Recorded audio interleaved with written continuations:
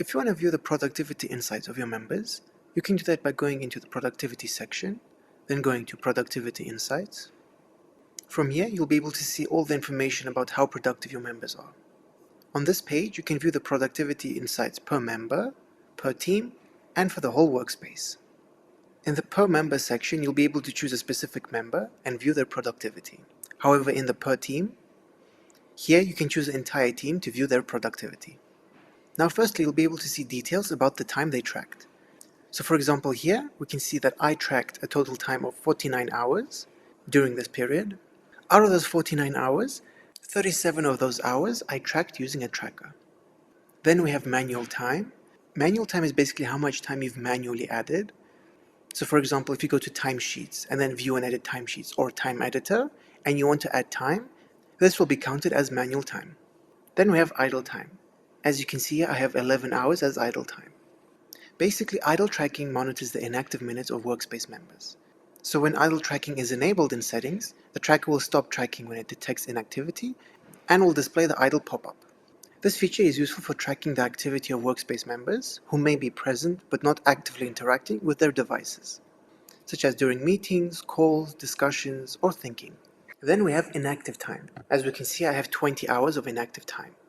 Inactive time is a period when the member did not make any clicks, keystrokes, or scrolls. However, during this period, idle time did not turn on. And lastly, we have break time. So whenever a member starts tracking break time, it will be shown up here. Next, we have tasks. Here you'll be able to see how many tasks are assigned to you, how many missed deadlines you have, how many tasks you have completed, and how many tasks have been created by members. Then we have attendance. Here you can see how many days you were absent, on leave, tracked less, late, and left early. Over here you'll be able to see how much time you spent on productive, neutral, non-productive, and unset applications and websites. So for example, 49% of my time was spent on productive websites and applications. After that, we can view what applications and websites were used the most. As we can see here, Gmail is the most used application and website. And we can see that my average activity level on Gmail is 28%, as well as the amount of inactive time and the total. And here at the top, you can choose to view non-productive, productive, and neutral applications and websites. Then we have activity level. Over here, you'll be able to see the activity level of the period you chose. So as we can see here, that my average activity level was 37%. What this shows is how many keystrokes, mouse movements, and mouse clicks I've done. So if this is low, that means I wasn't very active that day. And we can also see the workspace average activity level. Then we have inactive time.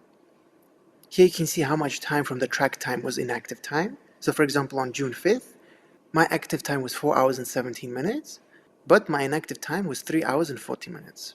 Again, you can see your average inactive time and the workspace average inactive time. Then we have engagement level. This shows how many mouse clicks, scrolls, keyboard strokes you've done. As we can see, my activity level is 37%, and we can see that most of my activity was keyboard strokes.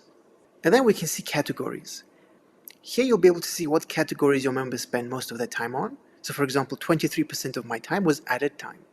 Then we have websites, then email, communication, and etc. And lastly, we have meetings and calls. So let's say if your member is using Zoom or Google Meet, the amount of time they spent on those applications and websites will be shown here. Now if we go to the workspace section, here you'll be able to see the member, how much time they've tracked, their activity level, so for example their average mouse clicks, average keystrokes.